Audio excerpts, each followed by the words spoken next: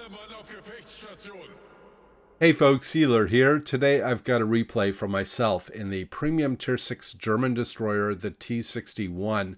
This is a match that I had on stream a couple of days ago, and it is incredibly tight. It comes down to the wire to the last few seconds of the game to decide who is going to win. I'm going to try to not give away too much, but the reaction from my viewing audience on the stream was very nice indeed.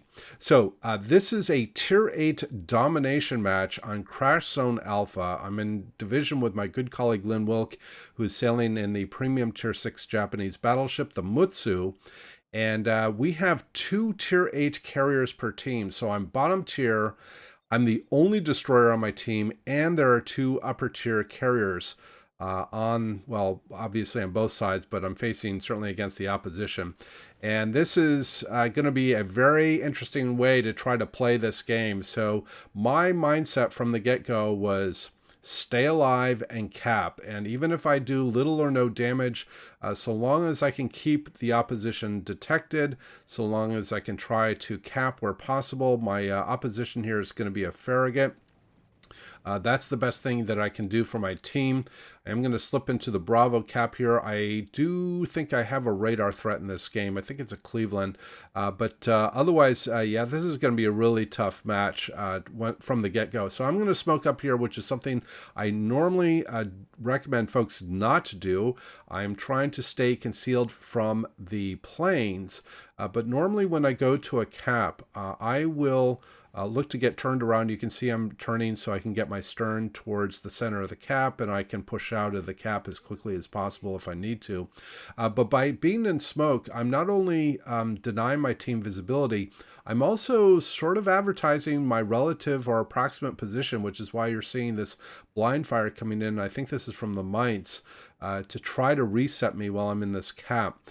So smoke can be a good thing, but for me, very often it is a liability. And it's good for sort of these, get out of trouble situations like I am in right now to try to make sure that I can get a cap, because obviously the carriers are putting pressure on me. And in fact, I had my AA turned off for a reason too. I didn't want to give my relative position away to carriers that might want to come and drop me when they can see my AA or the approximate origin of my AA. So now that I've grabbed the Bravo cap, and we have a Nuremberg here that's just charging blindly into Bravo, and is just going to get focused out really quickly. My plan here is to head over to Charlie, because our team has elected to lemming. In fact, we've actually lemminged from both flanks into the center, which is really bad, because this is going to allow the opposition to potentially take Alpha and Bravo, or Alpha and Charlie, excuse me, relatively uncontested, and immediately put our team into a crossfire and into a pincer, which, again, like I said, is a bad thing. So I'm going to try to go over here to Charlie. There goes our Nuremberg, and see if I can at least spot and slow the progress of this flank. I don't know if I can stop them from taking the cap. There's a lot of significant firepower here. The Trento is pretty scary for me. The Shores over here is pretty scary. The Bismarck, obviously, I have to assume that he's running a full secondary build, and there's an Andrea Doria. So there's a lot of firepower that I can't compete against. So I'm going to have to keep my distance as best I can. I have to assume that the Bismarck is running a full secondary build. I'm going to anticipate here that he's going to make a stronger turn to his port side and send long in anticipation that he's going to try to head for Bravo. But again, if I'm too close and I get spotted by carriers, the secondaries and these other ships are going to really start focusing me pretty hard. So I'm going to have to sort of ride the very edge of my torpedo range and hope that these guys will sail into my torpedoes as I sail away from them. This is often referred to as fadeaway torpedoing, so that, especially for destroyers that have torpedo ranges that are very close to their detection range, this is a way that they can stealth torpedo. Obviously, the T-61 has a little easier of a time because it has almost 2 kilometers between its best concealment of 6.1 and its torpedo range of 8 kilometers. But again, here now I've gotten lit by planes, and I can fully expect the secondaries from the Bismarck to start firing off. Yep, here they come. So I'm pulling away. I don't want to use my smoke if I can all avoid it. Carriers are dropping fighters to try to keep me lit, although they drop those a little short on me. And I do take some chip damage from the secondaries, but the planes fly off. And I'm back into concealment. So I'm going to try to cut back in here. You can see that the Bismarck has gotten turned around here. I don't know if that's, he realizes, okay, there's a destroyer here. I need to pull back. He does have hydro, or he should have it. And he's putting fire on our Trento. Speaking of Trento, we just lost our Trento. That was to my north. And we took out a Devonshire. So we have a 1-ship deficit. And the opposition, has indeed grabbed both Alpha and Charlie. So whatever narrow lead we had, because I grabbed Bravo early, is gone. And between their 2 caps and their 1-ship advantage, they're going to start gaining on us fairly quickly here. So again, my main goal here is just try to slow this flank, keep them from pushing too aggressively to the west, and again, putting our team in a crossfire, or at least try to limit that. Lynn has come over to join me in the Mutsu to put fire on some of these squishier targets, especially the Trento, the shores, try to get them down so that we can at least reduce the, in fact, that was a really nice hit on the Trento there, to try to get at least some of the guns off the flank. I have some torpedoes that were aimed for, I think originally for the Andrea Doria, but the shores may run into them if they have the legs. Let's see what happens here. Oh, they just expired. I'm sure that that Shores had a little bit of a heart attack. Okay, the Bismarck is closing in again. He's gotten within 300 meters, 200 meters, 100 meters. There I am. I am now detected. I got to pull back. I wandered a little too closely to him. I've got to get another couple hundred meters here to get back into concealment. There are torpedoes from the Trento behind me. I do take some more chip damage here from the secondaries. That was pretty close on the torpedoes from the Trento. I'm going to try to anticipate the Bismarck turning back to his starboard side and sending short here because he's cutting north. I kind of suspect I was assuming he wanted to rotate enough so that he could get his guns firing on his starboard side, but we took down, Lynn took down the Trento that was over here at Charlie. That does give me a little bit of flexibility now, potentially, to go and try to grab the Charlie cap for our team. I do get a torpedo on the stern of the Bismarck, and I had hoped that here in the next 20 seconds or so I could send another spread, because he is in an ideal position for me to torpedo him. He has an island to his port side, which would be hard for him to turn against, but our Bismarck, who is, well, currently pink, is going to go in for a brawl, and so I can't safely send torpedoes. This would have been an ideal torpedo opportunity for me against this Bismarck, but it isn't going to happen. Our carriers are dropping on the Bismarck, and Lynn and our Bismarck are putting focused on him as well. That was a pretty nice hit on that Bismarck. Let's see if we can get him down. It kind of looks like he's going for a ram here against our Bismarck, which would definitely be in his team's favor. But he is gonna, he goes down to torpedoes from the Implacable. So it spared our Bismarck, and that definitely gives me the flexibility to push in to Charlie now and look to take this cap, because the Shores has sailed away, and the Andrea Doria here isn't too much of a threat to me so long as I maintain my distance here. It's going to take me a little bit longer to decide to push back into the cap, because the Andrea Doria turned around. He was apparently didn't want to have a confrontation with our Bismarck, although between himself and our Shores, he probably would have been able to take down the Bismarck, because I think he's pretty low health, although he also is coming under attack from the carriers. So looking at the position in the south, you can see that we've mostly retreated to the sort of the northwest side of the map. For the folks that were originally in the south. My torpedoes look really good on the Andrea Doria, and sure enough, I do take them out. So now I can definitely get in here. I took a little bit of chip damage because I got detected. Took some chip damage from the Andrea Doria secondaries, but now I can definitely push into the Charlie Cap and take that for our team. Again, my mindset here is all about capping. We do now have a one-ship advantage. We are going to potentially fall behind if I don't get into a cap and start taking a cap from the opposition. Our Bismarck is burning, pretty low health, and the Shores, if he knows how to play that right, which it looks like he is, he's using his range and kiting to keep pressure on our Bismarck, is probably going to be able to focus him down. And the Bismarck looked like he was still burning. And so now my intention here, grab Charlie and then head back to Bravo and try to, again, help slow and defend against that flank. We do lose our Queen Elizabeth, which is one of the ships that is sort of tucked up in the northwest corner of the map. Our Bismarck goes down to fires from the Shores.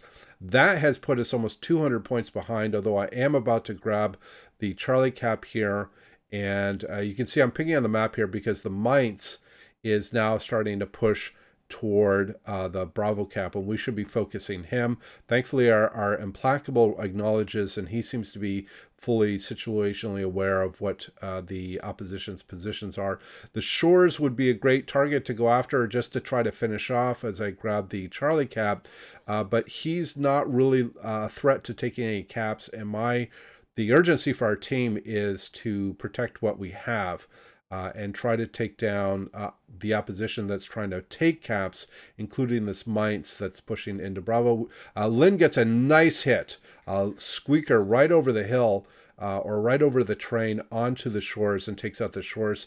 That has narrowed our deficit a little bit, and the carriers are now putting pressure on the Mainz, who I think was trying to slip into Bravo here. Now, the Mainz has the worst concealment of all Tier 8 cruisers in the game at 12 kilometers.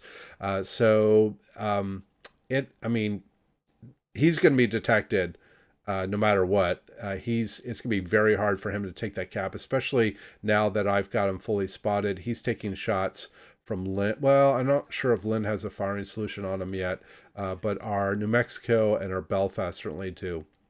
In fact, I think we're going to see some fire coming in here from the Belfast 43 on the Mainz to try to get another reset. Yep, there's some fire coming in.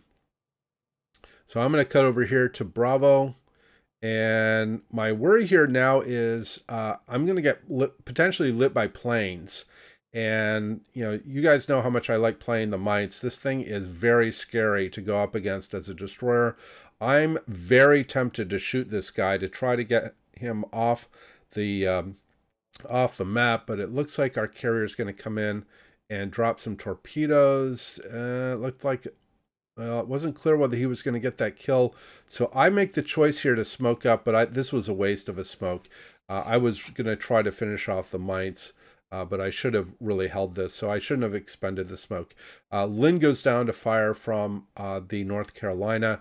The ship counts are even, and the opposition now has a 70-point advantage, although now we have two caps. Now I can come over here to try to put some pressure on this Arizona as he's sailing toward the Bravo Cap, and I know for sure our carriers are going to want to put pressure on him. Now, the carriers are going to type in the chat here. Yeah, in fact, you just see it right now. One of the carriers asked me to go and basically ambush the North Carolina. That's possible that I could have done. However, it would have taken me significantly off the objectives of the caps. I think they correctly saw him as probably the biggest gun threat on the map. Here I do get lit by carriers, and this is a point where having the smoke could have been useful if I'd come under some focused fire. Our Lexington goes down to fire from the Queen Elizabeth, but I elect here that it's better for me to try to keep capping and protecting what we have as far as caps rather than trying to go off on an errand and kill the North Carolina, who right now seems to be very sort of focused on the carriers and the New Mexico. Am I going to get a torpedo here on the Arizona? No, he gets a nice little gap in my torpedoes. It wasn't a really ideal send angle anyway, but I've got to pull away and hope that our carriers can keep pressure on him. Now we lose our Belfast 43. Now we have a 2-ship deficit, and Bravo's being contested by a very healthy Arizona, excuse me. I have torpedoes coming up here in a few seconds. Going to send these on him. This is a slightly better send angle. He's a little more perpendicular to the direction of the torpedoes. I'm going to have to try to anticipate which way he's turning. I'm sending a little long and a little short here, depending upon how he wants to turn. The carrier is clearly looking for me. You can see the bombers to my northeast, but right now I'm going to go and try to backcap Alpha, because the best way for me to affect the outcome of this game is to cap and to spot. And, you know, if I can get torpedo strikes in, like on this Arizona, if these torpedoes look pretty good, that will help as well. But to me, that's kind of secondary. I do get 3 torpedoes on him with 1 flood, and our carrier, our surviving carrier, the Implacable, is putting pressure on him as well. So, in fact, you can see the damage ticker in the north, on the upper right-hand corner of the screen is still ticking up. So he's still flooding to one of my torpedoes. So that's potentially could help here, and the carrier keeps putting strikes on him. We lost our New Mexico. Now it is a 5-on-2 situation, and I'm making a run for the Alpha Cap. I do finish off the Arizona. That protects our Charlie Cap. You can see the Parzival has now showed up at Echo 5 or Echo 4, and he's making a push towards Bravo. I can't stop that because if I start sending torpedoes against him, he's going to know that I'm close by, and he's just going to send planes over to wreck me. So I'm making an engine boost, or I'm using my engine boost now to get into Alpha as quickly as I can. My RPF is still pointing at the Parzival, and at this point I was actually kind of hoping that my RPF would actually point toward Juliet 4, where the Lexington was last detected, although that was a long time ago, because one way for me to potentially win this for us would be to grab the Alpha Cap and see if I can go ambush the Lexington, but that's not going to happen because the Parzival, again, is indicated as my closest opponent. They obviously now know that I'm here because the cap is being taken, so I should fully anticipate planes to arrive, and I have smoke ready to go to hide myself if needed. So you can see our Implacable is trying to make a run for another island. He's probably under some consistent spotting pressure from the opposing carriers, and there's the Parzival again, and the North Carolina is probably putting fire on him, and there is the Queen Elizabeth. I now need to smoke up. Here is the Lexington. Now, smoke does help, and I'm going to keep my AA off because, well, first of all, I'm not going to be able to spot the planes because I'm the only one in the area, but he is, again, this is where good carrier players and good artillery players, surface combat players, can successfully blind drop in smoke. So I have to try to keep maneuvering here in the hopes that I throw off any other shot. So he got 1 reset on me, and he's going to get a little more chip damage here and get another reset. At this point, he probably won't be able to finish me off with his last strike before he has to recall his planes and send more planes over.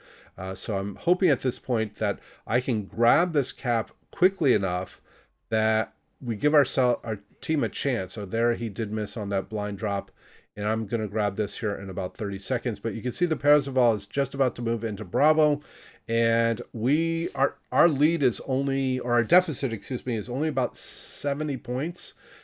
So this is very close at this point. The big risk right now is I can't see the Implacable, although I'm in conversation with Lynn Wilkie on Discord on voice comms, and he is telling me that the Implacable has been taking some fire from the North Carolina and probably the Queen Elizabeth. I do grab the cap, and now I can see the Lexington. He has approached the Alpha Cap and is sending more planes, so I need to move as quickly as I possibly can, try to stay undetected, although I think he is going to light me here. It looks like he's going to get close. No, he doesn't. Oh, no, I just did get detected briefly. He's going to have to circle back around. But the Parzival is about to take the Bravo Cap. Our carrier Lynn tells me, I think at this point, or very close to this point, he tells me that the Implacable took a really big hit and ends up down to, I think he said 9 hit points. So he's trying to get over to the other island that's at Delta 10 and see if he can stay concealed and protected from gunfire. Although if he's down to 9 hit points, the opposing carrier is going to be able to strike him fairly quickly here. Now look at the situation. We have barely taken the lead, and with seconds remaining, we do win the match by just 5 points when time expires. So this was an incredibly close match and a good demonstration of why capping does indeed win games. Not a whole lot of damage on my part, but 3 solo caps, and got some strikes in with torpedoes, took out a couple of ships, and 1,700 base XP. Our Implacable, again, did a really good job, almost 2,300 base XP, and I have to give hats off also to the opposing Parzival. He did a good job for his team as well. So, a really good match, and hopefully something that folks on the stream, in fact, I do know folks on the stream really liked, and I hope you enjoyed as well. So, as always, we hope to see you out there on the virtual seas, and we wish you happy sailing.